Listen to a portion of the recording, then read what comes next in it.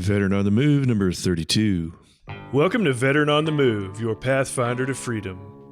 If you're a transitioning veteran, an entrepreneur wannabe, or someone who's still stuck in that job trying to escape, this podcast is dedicated to your success. So welcome aboard, sit back, and enjoy the ride. Jeff Gonzales was a decorated U.S. Navy SEAL and has worked in a variety of environments and capacities throughout the globe. Jeff founded Trident Concepts, a reality-based company specializing in personal protection tactics and training for armed and unarmed conflicts. Trident Concepts provides their clients with a full spectrum of weapons and tactics training necessary to address the challenging needs of modern warfare and personal defense. Their motto is, concepts that meet reality. Their goal is not simply to train you, but to better prepare you for the worst-case scenario. Jeff is also the author of the book, Combative Fundamentals, an Unconventional Approach, which is keeping pace as a bestseller and is considered by most to have set the high watermark as an excellent resource, a must-have for serious shooters across the board. Jeff, thanks for being here today, and I'd like to start off by telling us a little bit about what you did in the military. Sure, Joe. Thanks for having me on, first of all. And so my background comes from Naval Special Warfare. I was a SEAL for the better half of my adult life, both on the East Coast and the West Coast as an operator and as an instructor. So I developed quite a bit of experience in my field over those years, and very, very grateful. I was lucky to be in the right place at the right time for many, many things. Well, that's better than being in the wrong place at the wrong time, right? It sure is. Well, and you're out of the military now, so go over what it was like for you to transition out of the Navy and some of your experiences and whether they be success or failures. Absolutely. I'll tell you, one of the things that I kind of look back and laugh about was when we decided to leave the Navy, my wife and I at the time, we took on pretty much every major life challenge that you could take on. You know, there's a laundry list of like the 10 top stressors in your life that you're going to be exposed to. And I think we tackled like 5 or 6 of them all in about 6 months. Yeah, we transitioned out of the military. We relocated to a new state, bought a new home. We're having a baby, got a new job. It's pretty much was chaos. And, it was a challenge for sure. And one of the things that I look back at was you'd ask good and bad, what did we do well? I had this mentality, and whether it was right or wrong, it was, I think, what led to us making it and succeeding early on. I reference it as my Christopher Columbus analogy, where when Christopher Columbus came to the Americas, he burned his boats as an inspiration for his men to be successful on dry land. And that's kind of how I looked at it. So when I left the Navy, I was recruited by several reserve units to try to stay on. My experience and time in service was valuable. And to me, I opted not to do that. I opted to cut away completely. I didn't want to have anything that would potentially lure me back. And, at the first signs of trouble, I would just kind of throw it up and say, that's it, I'm going back in the Navy. I didn't want that. I wanted to strike out into new territory and be successful. So that was kind of like how I did it. Now, looking back at it, I kind of wish I hadn't done that. I mean, it was great in the sense of my mentality was very focused and I was driven to succeed. But the cost was I broke connections with my community for a while there. It was one of those things where, I hate to say this, but social media such as, Twitter and LinkedIn, Facebook have helped me to reconnect with many of my teammates. That's one of the things that I think I would have done differently now. Yeah. So you not only burned the boats, as a result of that, you really ended up burning a lot of bridges, huh? I don't think I burned bridges, but I lost contacts. Yeah. I just, how busy, the op tempo is so crazy right now that, it was one of those things where out of sight is out of mind. And one of the things that I talk about when we're in a discussion about transitions, I talk about 2 very important things that people need to recognize. Number one, the military gave you an incredible set of skills, but what it also gave you is it gave you purpose, and it gave you connectivity. Your purpose within your unit, within your organization was very, very defined. Commander's intent gave you very specific instructions on what you needed to do, and you followed them. You lived it every morning, every day. And then the connectivity. It's a form of a brotherhood. An alumni. It's difficult to put into words unless you've been there. So other people may not understand that. But one of the things when you transition is that you might lose some of that connectivity, and that's kind of what I lost. I lost that connectivity. My purpose was fuzzy. I didn't really have specific purpose once I left the Navy. I eventually got it, but it took some floundering at first before I finally got it. Yeah, I don't think there's any way to avoid losing some of that connectivity. And in some ways, losing some of that connectivity is a good thing, but sometimes it can actually get kind of lonely. You've lost all of that, It's like, especially depending on what you did for a living. I mean, Navy SEALs is pretty good boys club, and to lose all that, kind of like squadron life, to lose all those people around you suddenly can almost be devastating for some guys. So you kind of have to go out and recreate those networks and do like you did, eventually go back and reconnect with people. Absolutely. And you're right. I think the connectivity is great for morale. It's great for some of those things, but I think really what it embodies in me is support, and I think when you are out on your own, the military provides you with so many great services. And when you're on your own, you kind of realize that you don't have those services. So you are, in a sense, alone or on your own. It's just you and your family at that point. And I think that can be, like you said, that can be very difficult. And I know you've probably experienced this in your business, but as you go into being an entrepreneur and running your own show, you might think, this is what I've always wanted to do, but you kind of take for granted when you're in the military, being told what to do or what the commander's intent is. At least you always know what it is you're really supposed to be working on, or at least what you're supposed to be doing to support the actual mission. And all of a sudden, you're the one defining the mission. You're the one calling all the shots. And sometimes you don't know if it's the right direction to be going, and you don't have anybody really to look up to or to back you up, and, to be kind of that reality check. So it is. You are out there almost without a safety net. You are the commander creating the commander's intent. And, it's a great thing. And you don't have anybody following you either.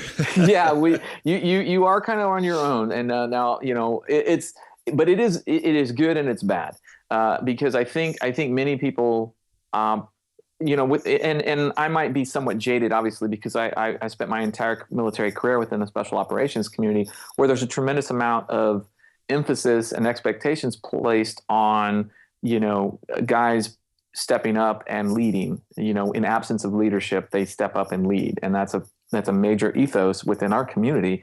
So I was lucky in the sense that in absence of other leadership, I was like, oh, well, it's on me. I need to do this, And so I sorted that out, but it was defining that purpose that really was difficult. And I think once I defined that purpose, it became clearer to me. The haze started to lift. I was able to kind of find my way, if you will.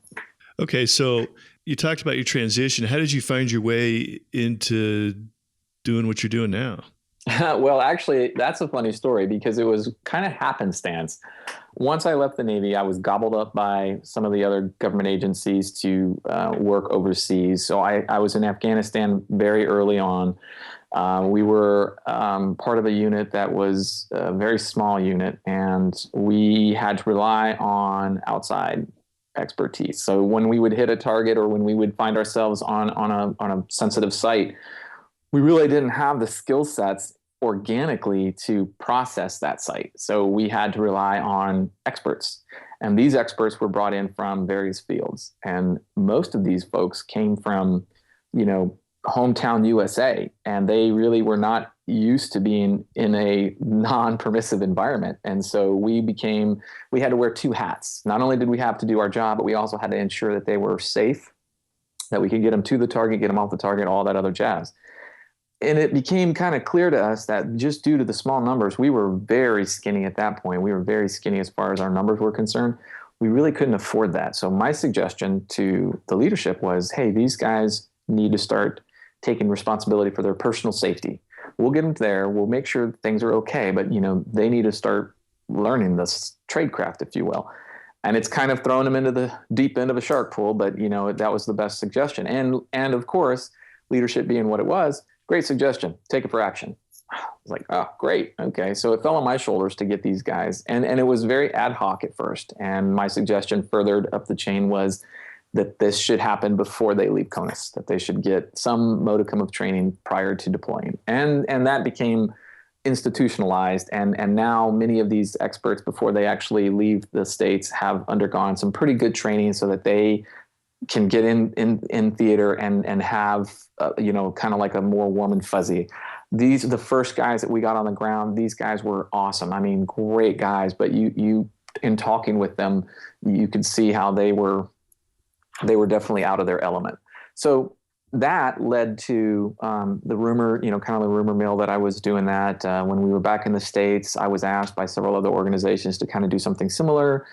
And that went from local to more of a regional, and then from regional to national. And before you knew it, I was doing it full time. And I had eventually had to make a decision. Do I want to continue to deploy, or do I want to run this business full time? And I made the decision to run the business full time. And, that was 11 years ago. So here we are today.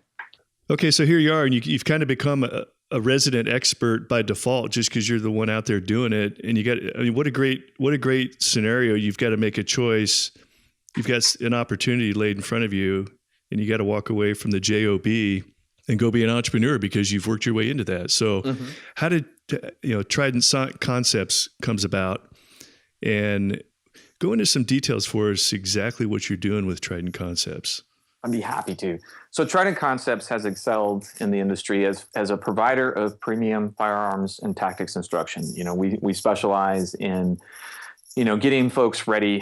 Our mindset was always getting guys ready to work in a non-permissive environment.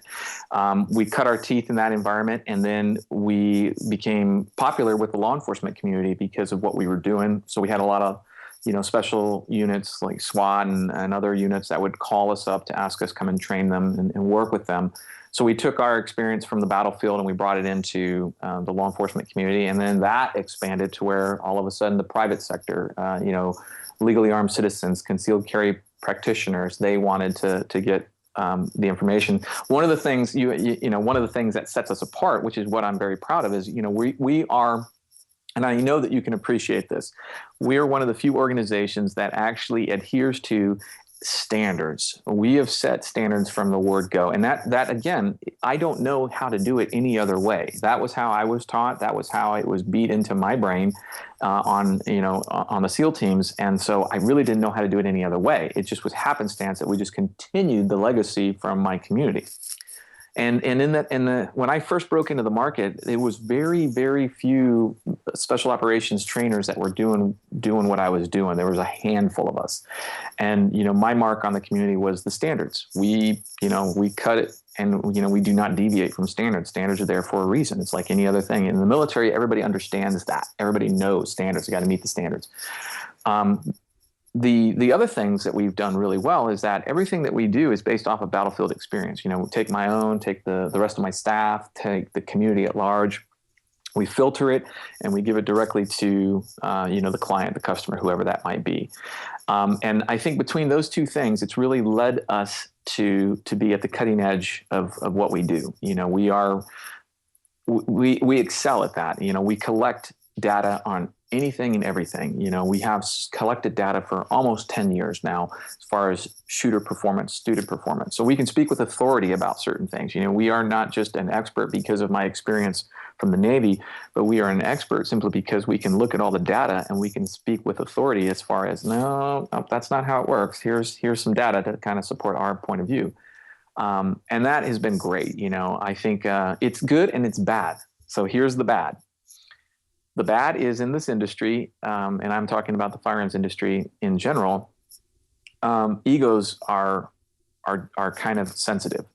And so many people will come to our class with a certain expectation, and they come through the class and find out that maybe they're not quite as good, and they don't meet the standards, and therefore they don't pass.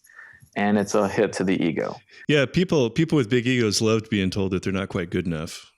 It's funny. And here's the thing I always tell people, I still do a lot of work for my teammates. I'll go in there and it doesn't matter. I mean, they could be a senior operator that has 3 or 4 pumps under their belt, and if they fail to meet the standards, they fail, and they know that, and they understand that, and to them, I was told this early on, when you are in a school environment, you introduce yourself to the instructor cadre staff, and you tell them point blank, your job is to increase my lethality on the battlefield. I don't care how you do it, get it done. I will do whatever you tell me to do. So, our attitude is a little bit different. Yes, we have egos, but when we're out there training, it's a little different because we have to ensure that we are at the peak level of performance, not for ourselves, but for our teammates.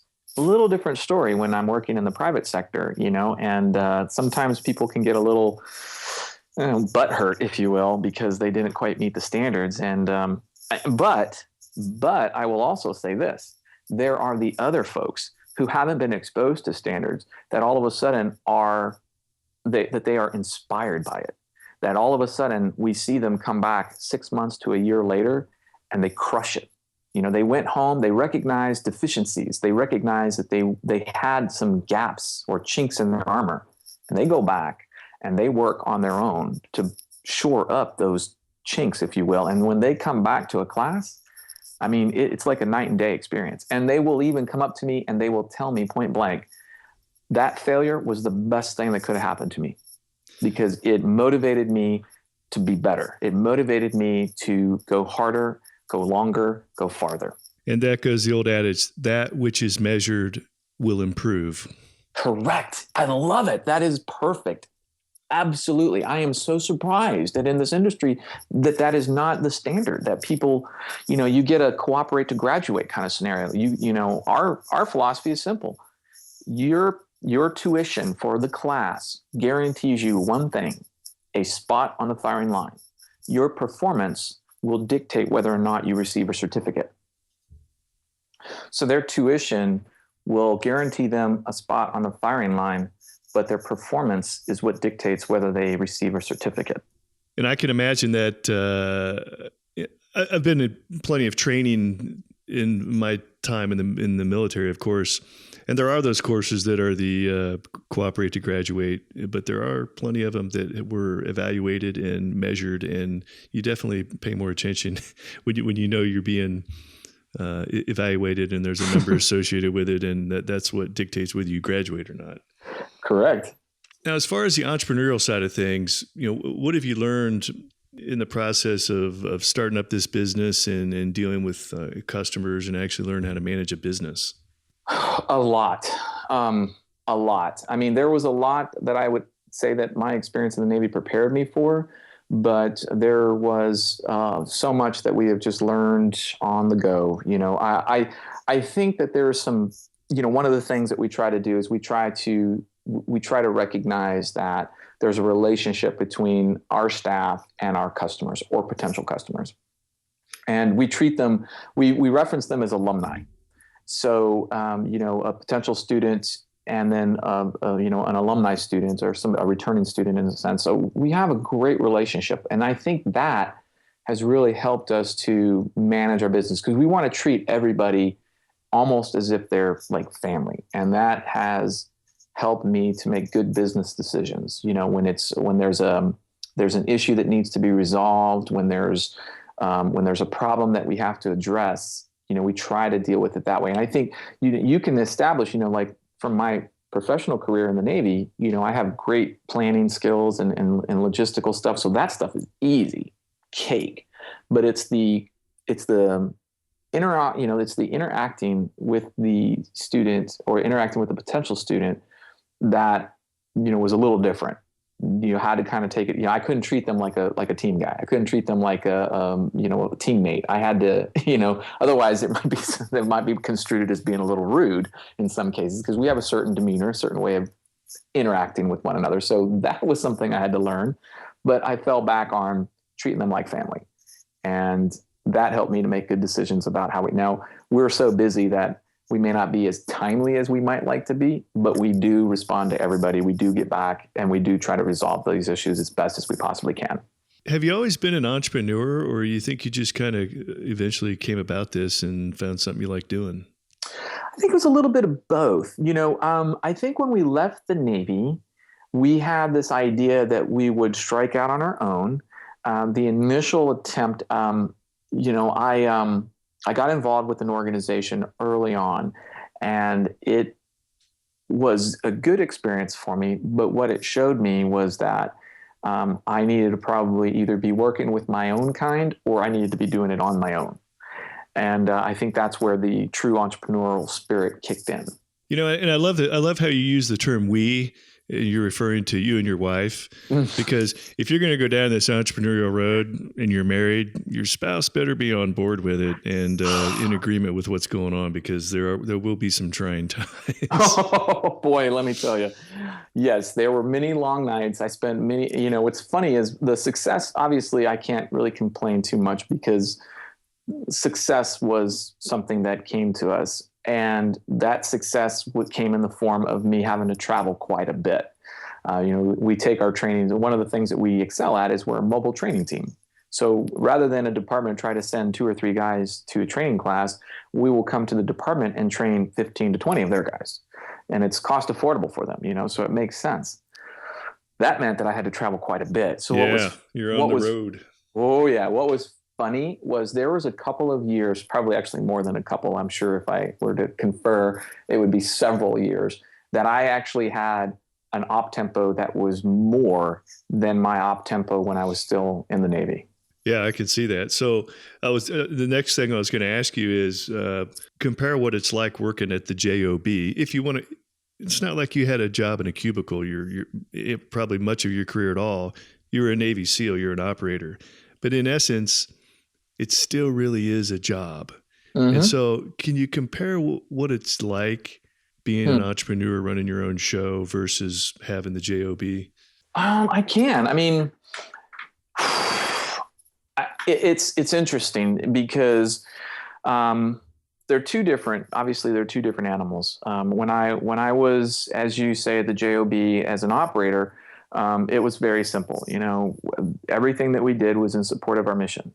And it was easy in that sense. It wasn't easy in the sense of the time away from family and the effort that you had to put into it, but, it was structured.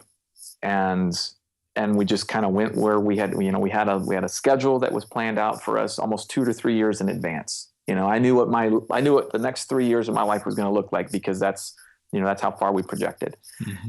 And that was easy. When I actually rotated over to our schoolhouse in Coronado as an instructor, it gave me, actually, I would say that best prepared me for my entrepreneur endeavors, because I had to take on different responsibilities, new responsibilities as they pertain to the students and as it pertained to the logistics. So believe it or not, the time that I spent as an operator was great, and it was clearly the bulk. The majority of my time in the Navy. But the last few years as an instructor really kind of, I would say, more closely resembled being an entrepreneur. And I think I had that as a leg up. I think that was a benefit. Now, so at this point, I think it would be safe to say you actually made it. You've got a sustainable business going. And so you've sort of made it in the entrepreneurial world. And Sure. I always like to ask people this: would you consider yourself unemployable at this point? I mean, going back to a job if you really had to. I would say, that's a good question.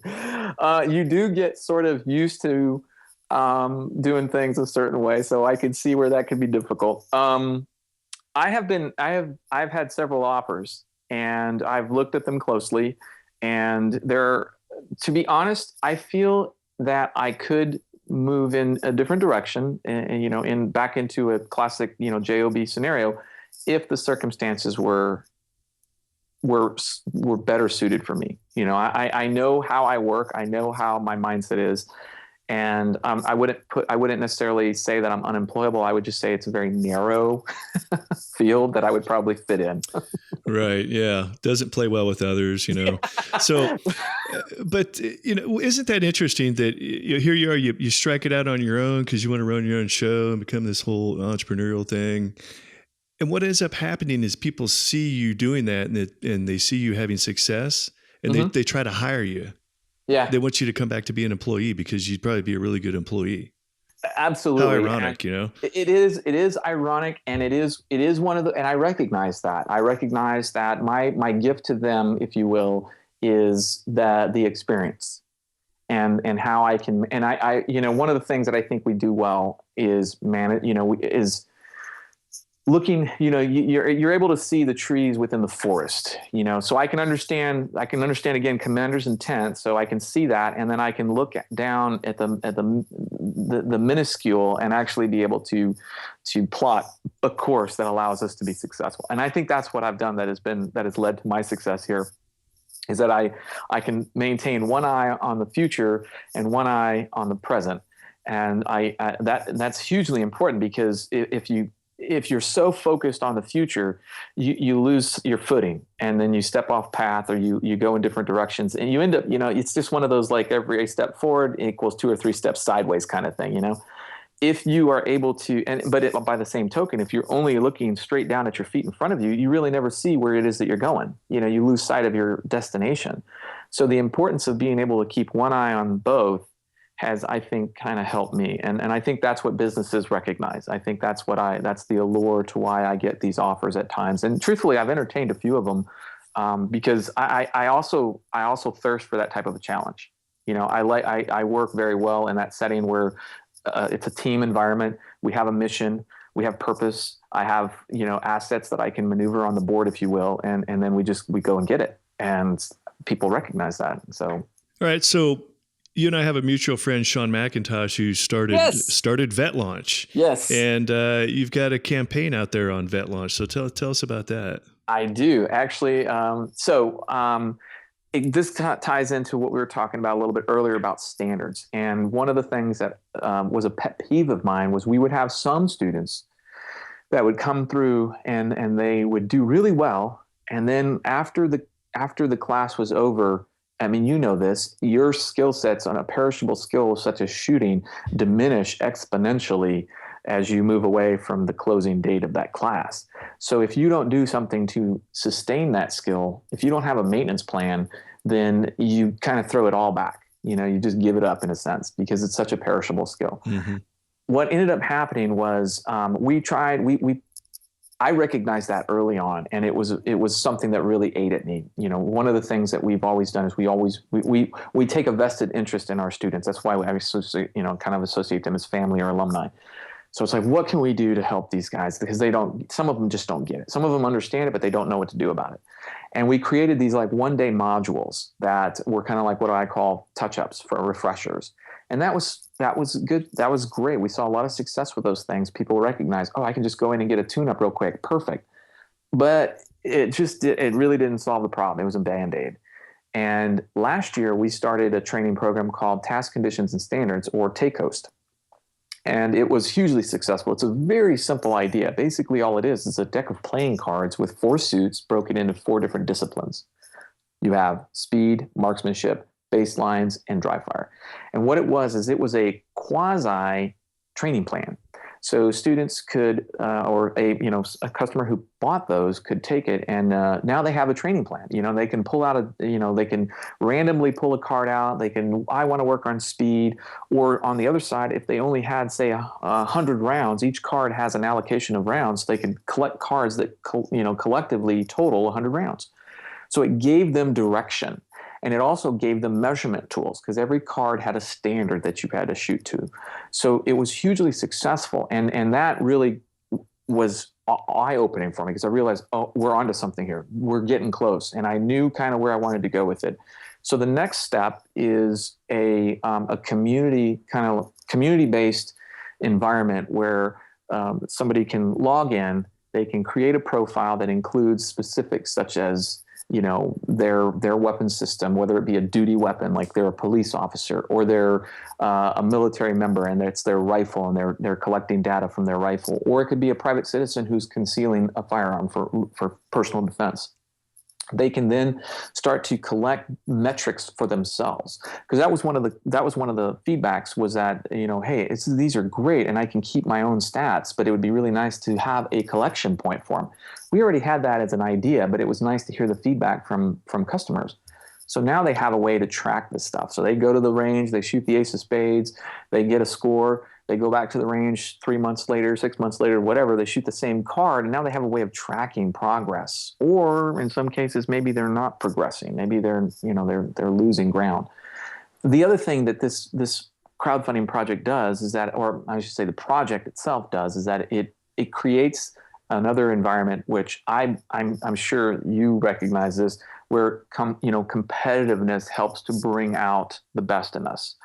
Sometimes competition can bring out the worst, but I think majority speaking, the competition will bring out the best in us. It'll help us. You get that motivation to try to strive to be a little bit better. One of the things that I know is if I want to get better as a shooter or as a golfer or as a bowler, I have to play with people that are better than me, and that will help. So we created what we call a leaderboard, and what that leaderboard is basically a way for people to kind of see how they stack. Hey, how well do I stack against the rest of the world, if you will? Now, it's an option. You can maintain a private, or you can go public, and that I think is going to be outstanding. I'm really excited about that. So it's going to be accessible to either your desktop, your tablet, your smartphone. You'll be able to track progress. You'll be able to gauge your success or failures. You'll be able to collect and compare yourself to other people, and we'll have a community where people can actually, hey, how did you make it? How did you reach that goal? What was your secret to that? So they'll be able to communicate with other people that have either had success or have had the same failures and get insight into what they can better do. Ultimately, what we're trying to do is we're trying to create something that will equal long-term sustainability of skills with the tools and equipment that you have available. All right. So if somebody wants to check out your campaign on Vet Launch, they just go to the Vet Launch website and look up the one for Trident Concepts. And if they want to get a hold of you directly or check out what Trident Concepts can do for their organization as far as training is concerned, you can go to tridentconcepts.com. Mm-hmm. And we're getting close to the end of our time here, Jeff. So I'd like to give the last word to you. And I'd like for you to speak to that veteran out there who is in transition or about ready to go through a transition and is wanting to look at the world of entrepreneurship. Sure. Well, the best thing that I could say is if you are looking to separate or retire, my hope is that you have started this, that you've started early, because you do want to take some time to really think this through and have a good plan in effect. Obviously, you can't plan for everything, but you at least want to do some. That would be something that I wish I had done better of, was when I decided to leave, I should have had a little bit better plan. My plan didn't work too well. But so I really encourage that prior to the transition period that you've already given some serious thought and have some good ideas about how you're going to do it. And as far as transitioning into entrepreneurship, I encourage it. I think it's the solution to our problem. Because so many veterans have a go-getter attitude. There are so many little issues that fall within the gap that we can step up and fill that gap. I mean, some great ideas have come from our veterans that have really made a difference in our world, in our nation, in how we see things. I think it would be a shame for somebody not to pursue that. It's not without risks, but it's still, I would say, there are risks. They're mitigated and calculated risks that you can take. And I would encourage you to take them, to get out there and do it, because you will be surprised what you might discover along that road. I've enjoyed my it's been filled with challenges. It's been filled with ups and downs, but it's been fulfilling. And I think that is probably one of the things that most veterans can appreciate is purpose. All right, Jeff, sage advice, and I appreciate you being here. And it's been great listening to your story of success outside of the Navy. And wish you well in your endeavors, as I'm sure you will do just fine. You're doing great, kicking it. So it's been great talking with you. Thank you, Joe. Thank you very much. I appreciate you having me on the show. Thank you for listening to Veteran on the Move, your pathfinder to freedom. If you like the show, leave us a review on iTunes. Reviews are always greatly appreciated. So until next time, this veteran is Oscar Mike.